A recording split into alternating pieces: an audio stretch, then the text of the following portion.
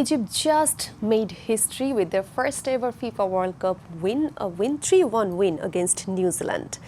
The magic of FIFA World Cup 2026.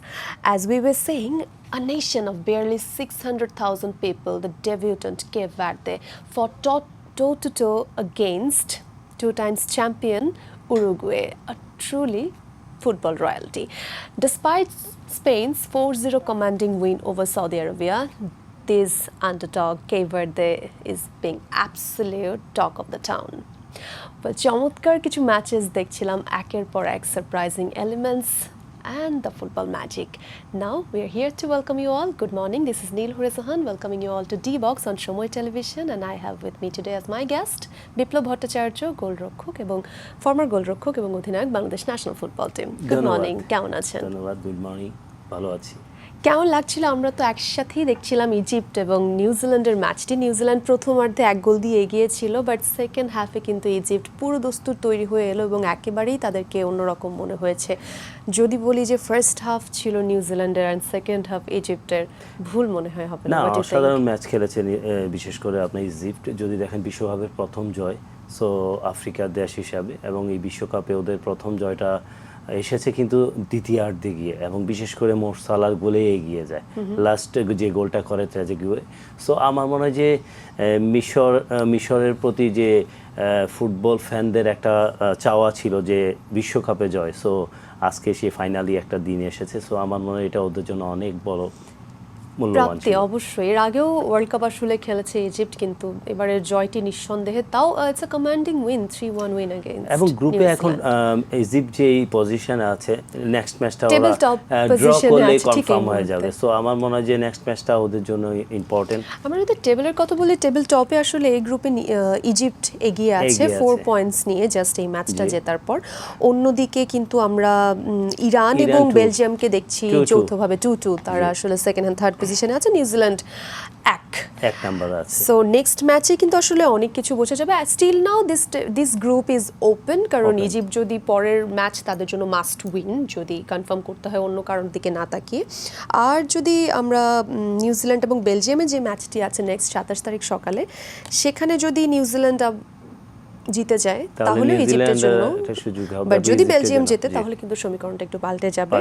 সেক্ষেত্রে ইরানকে next match হারতে হবে। ওয়েল, এখনো গ্রুপ জি কমপ্লিটলি ওপেন আছে, সেটাই যেটি বলছিলাম। ওভারঅল কেমন দেখেছেন? মোহাম্মদ সালাহর পারফরমেন্স কিন্তু দুর্দান্ত ছিল অ্যাজ অলওয়েজ, বাট ফার্স্ট হাফে কি মনে হয় যে ঠিক কোন ট্যাকটিক্স চেঞ্জ করার জন্য ইজিপ্ট সেকেন্ড হাফে গিয়ে খেলাটা নিয়ে যেতে? ফার্স্ট হাফটা আমার কাছে যেটা মনে হয় যে নিউজিল্যান্ড একটু অ্যাটাকিং মুডে ছিল এবং তারা খুব দ্রুতই গোল বের করে নেয়, এবং ইয়ের কথা বলবো, মরক্কোর কথা, ইজিপ্টের কথা বলবো, মিশরের কথা বলবো, যে ওরা কিন্তু ট্রাই করছিল, বিশেষ করে অনেকগুলো ট্রাই করেছে কিন্তু গোল করতে পারছিল না। বিশেষ করে নিউজিল্যান্ডের গোলকিপার কিন্তু কন্টিনিউয়াস সেভ করে যাচ্ছিল। সো আমার কাছে যেটা মনে হয়, সেকেন্ড হাফটা যদি দেখেন আপনার মিশরের, মোরসালা একটু উইং দিয়ে বেশি খেলছিল এবং মোরসালাকে কেন্দ্র করে ওদের টিম কম্বিনেশনটা তৈরি হচ্ছিল এবং বেশ কিছু ক্রিয়েট করেছে, এবং সেকেন্ড হাফের শুরুতেই গোলটা পেয়ে গেছে। সো খুবই ভালো একটা গোল ছিল, এবং পরের কিছু মানে 2-3 মিনিটের মধ্যে আরেকটা কম্বিনেশন, সুপার কম্বিনেশন, মোরসালা মিডফিল্ডের যে একটা কম্বিনেশন, সেখান থেকে চমৎকার ফিনিশ ছিল। সো এখানেই ম্যাচটা ওরা নিয়ে নেয় ওদের গ্রুপে। সো লাস্ট গোলটা যেটা হয় ট্রেজিগুয়ে চমৎকার গোল করেছে।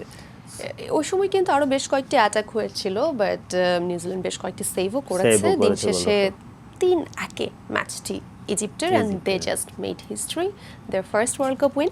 ওয়েল, আমরা এবারে যেটি বলছিলাম আমি শুরুতেই, absolute talk of the town Cape Verde, এই ডেবিউটেন্ট টিম কিন্তু আমাদেরকে তাক লাগিয়ে দিচ্ছে। প্রথম ম্যাচেই স্পেনকে রুখে দেওয়া এবং আবারও আরেক বিশ্ব চ্যাম্পিয়ন, তো দুবারের বিশ্ব চ্যাম্পিয়নকে রুখে দেওয়া, দুবারই ড্র, কিন্তু ড্রটাই মনে হচ্ছে it's like a big win.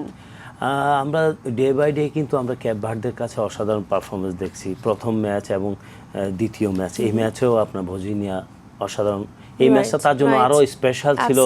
তার মা কিন্তু গ্যালারিতে বসে খেলা দেখছিল এবং আমেরিকায় এসেছে। সো আমার মনে হয় যে হিস্ট্রি একটা, এই গ্রুপটা যদি দেখেন, আমার কাছে এখন মনে হয় ক্যাপ ভার্দের ওপেন, কেপ ভার্দে কিন্তু কোয়ালিফাই করার একটা বেস্ট পসিবল চান্স আছে নেক্সট ম্যাচ সৌদি আরবের সাথে খেলা তাদের। সো আমার মনে হয় যে কেপ ভার্দে যদি এই পারফরমেন্সটা ধরে রাখতে পারে, আমার বিশ্বাস যে এই ওয়ার্ল্ড কাপের সবচেয়ে ছোট একটা দল সেকেন্ড রাউন্ডে যাবে। ইয়েস, এই গ্রুপ এইচ এর কথা আমরা বলছি। স্পেন কিন্তু এখনও টেবিল টপ পজিশনে আছে বিকজ দে হ্যাভ 4 পয়েন্টস। অন্যদিকে উরুগুয়ে কিন্তু 2 পয়েন্টস, এর বেশি যাওয়া পসিবল হয় না। অ্যান্ড কেপ ভার্দেও 2 পয়েন্টস নিয়ে আছে। সৌদি আরবিয়া স্টিল 1 পয়েন্টস এবং টেবিলের একদম নিচে অবস্থান কিন্তু করছে। ইকুয়েশনটা যদি দেখেন আপনি, স্পেন কিন্তু আমার কাছে স্পেন বেস্ট পসিবল। এবং যেই কয়টা দল আছে, যে আমরা গত রাতের ম্যাচটা যদি দেখি, অসাধারণ একটা ম্যাচ খেলেছে। এবং ইয়ামালের কথা বলবো, প্রথম 10 মিনিটেই গোল করেছে।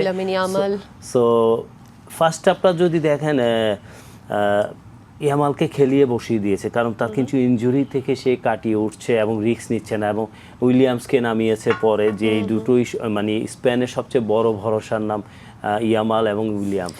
সো উইলিয়ামস সেকেন্ড হাফে এসেছে, second youngest player to score after Pele. Yeah wow.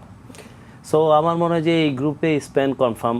Uruguay যে পারফরমেন্স, উরুগুয়ে কখনোই স্পেনের সাথে পারবে না। স্পেন বেস্ট পসিবল শেপে আছে। আর পাশাপাশি আমি কেপ ভার্দেকে এই জন্য এগিয়ে রাখবো এই গ্রুপ থেকে, কারণ সৌদির সাথে তাদের ম্যাচ, দুটো ম্যাচ থেকে যে ওরা কেপ ভার্দে যদি সৌদির সাথে ম্যাচটা জিতে নেয় তাহলে কিন্তু তাদের 0.5, এবং উরুগুয়ে যদি স্পেনের সাথে হেরে যায়, আর স্পেন উরুগুয়ের সাথে হেরে যায়, either way they will qualify for the round of 32।